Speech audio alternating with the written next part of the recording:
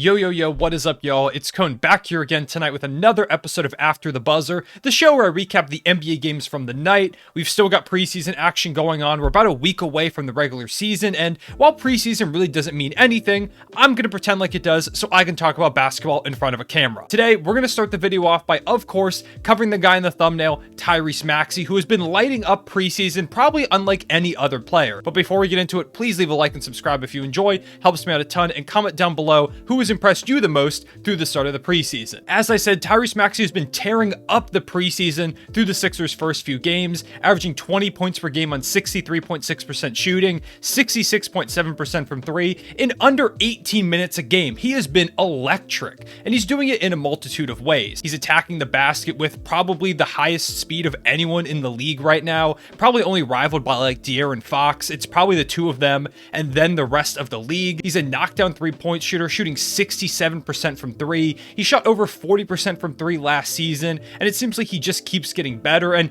he does it in a multitude of ways. He can step into threes, create shots off the dribble, catch and shoot threes. He's going to get plenty of those opportunities this season from James Harden and Joel Embiid. He can do basically everything offensively, and for a while, people have been talking about Tyrese Maxey having a breakout season. For me, in both of the breakout videos I've talked about in this channel over the past few months, I've mentioned Tyrese Maxey's name because I'm a big believer in his game and what he brings to the team. And part of the reason why I was so excited when the Sixers traded for Harden is that he gave Tyrese Maxey basically the perfect backcourt partner. I've said this a million times on the channel. They're kind of like, fire and water, yin and yang. Harden's a bit more slow, methodical, while Tyrese Maxey is blazing speed, attack the basket, knock down, catch and shoot threes. They have different play styles, and I love the way that they complement each other in that way. And I think Tyrese Maxey is poised to take that next step this season. He might not just break out and become a 20-point per game scorer. I think he's being forgotten when we talk about the up-and-coming best guards in the league. I'm that high on Tyrese Maxey, and while the preseason isn't necessarily creating that opinion for me, it's reinforcing what I've kind of already believed. Maxey is a star, maybe even a perennial all-star, waiting to blossom and happen. I think he has so much potential, the potential to be one of the most efficient offensive guards in the league. He's already there, in fact. All he really needs is volume to truly be the king of that conversation. What he's been doing over the course of this preseason and what he did last year, I feel like kind of goes unnoticed. When Ben Simmons had that whole drama where he didn't play the entire last season for the Sixers, Maxey was thrust into the starting point guard role at like 21 years old, I think it was, and he completely dominated, averaging like 17.5 points per game, shooting almost 50, 40, 90 in his second season. It's hard to overstate just how good he was. He was phenomenal, and there's no reason, I think, to not expect him to take some kind of next jump. Maybe it's not this year, but the more that I'm watching him play, the more that I'm kind of watching the Sixers system to start off this preseason, the more I'm thinking, why can't it be this year? Why can't this be the year where Tyrese Maxey breaks out and becomes an all-star? And I really think he can. I think he has the potential to be one of the next great guards in this league alongside guys like, of course, there's John Morant, Trae Young, Darius Garland, Gilgeous-Alexander, Luka Doncic, amongst many, many others, because the guard position is absolutely stacked.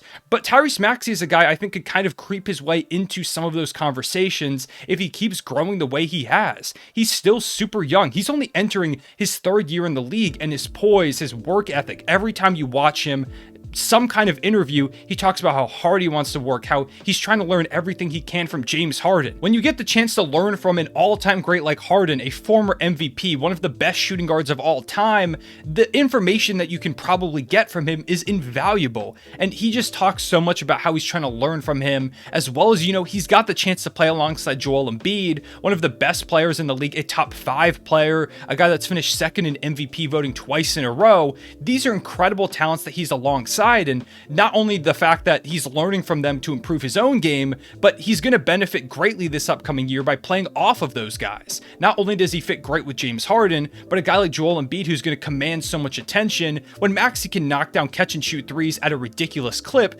it only makes this team more dangerous, and it makes his game a lot more dangerous too, because they're going to have to pick their poison. Do you go ahead and close out as hard as you can on Tyrese Maxey, a guy that shoots 40% from three and can shoot from the hash with ease, But if you do that, you risk him attacking your closeout at one of the highest speeds in the league and just finishing over you with a floater or dishing it to Embiid because he's a decent playmaker too. You really cannot win. His skill set is incredible. You see a lot of these really quick point guards that can't really shoot, but Maxey being able to do both just makes him so dangerous in that situation. There's not much you can do. If you close out, he's going to blow by you. If you don't close out, he's going to knock down the three almost all of the time. And once he gets hot, he keeps going too.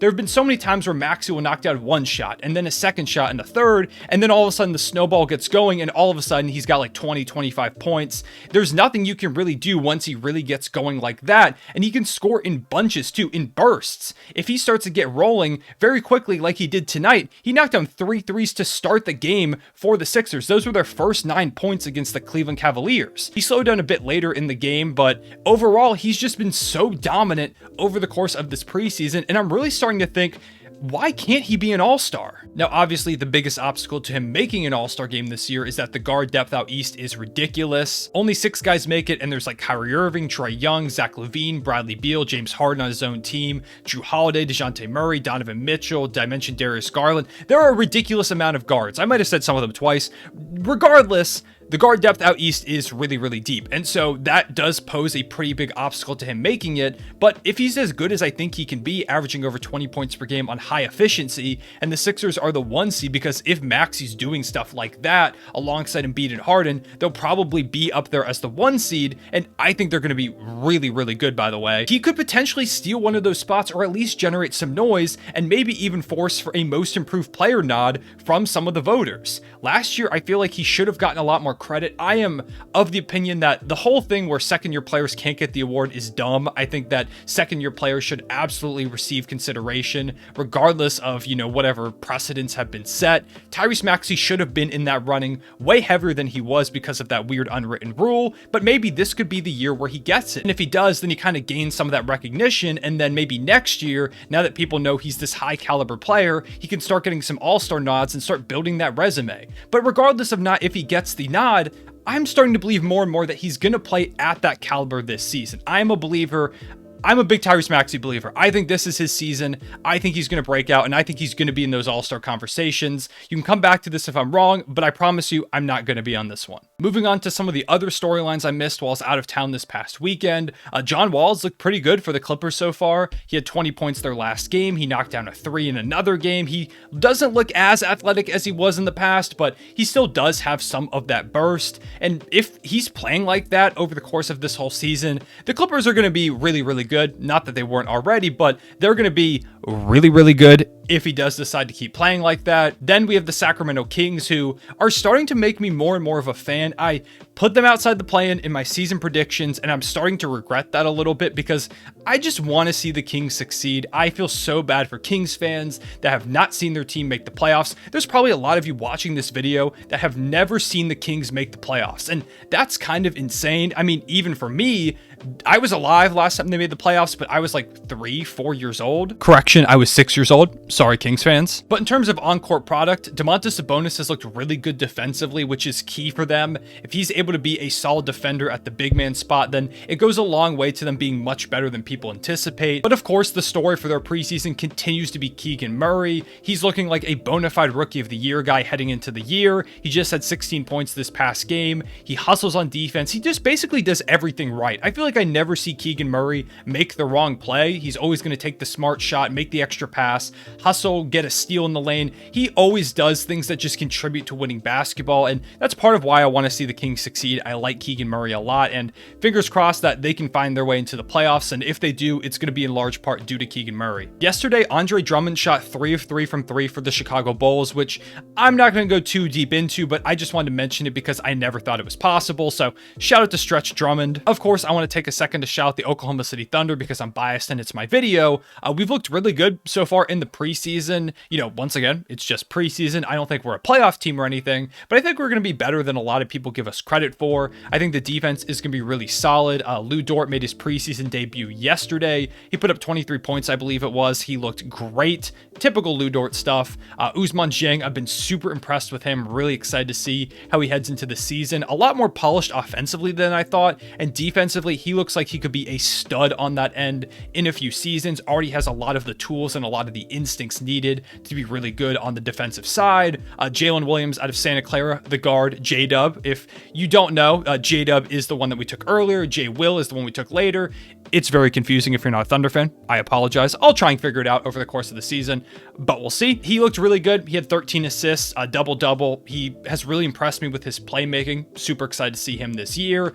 Trey Mann continues to be dominant. He's just a force. But yeah, I'm just really excited for the Thunder. Shea expected to be back for the season opener, so fingers crossed he is. And I feel like it's going to be a really fun season to watch us. So go ahead and check us out if you want to see a fun young team. And then finally, Jamal Cain for the Miami Heat has been balling out. He's a 6'7" undrafted rookie out of Marquette, and the Heat just continue to find these guys that go undrafted and then turn into studs. He's probably going to be the next example of that. He continues to ball out, and he earned himself a two-way contract, so shout out to him, and he's a guy that I'm rooting for. The Heat just always seem to find ways to turn these undrafted guys into super productive role players, and it just seems like Jamal Cain is the next guy in a long list of them. And those are some of my thoughts on the preseason stuff. I apologize if I didn't mention your favorite team. If there's something else you want to make me aware of or just kind of want me to comment on, go ahead and comment down below, and maybe I'll comment it on a future video, or I'll probably just reply to your comment and give you my thoughts. I appreciate y'all watching. Make sure to leave a like and subscribe if you enjoyed, and hit that bell so you don't miss a single video. I'll see y'all later. Real one, say it back.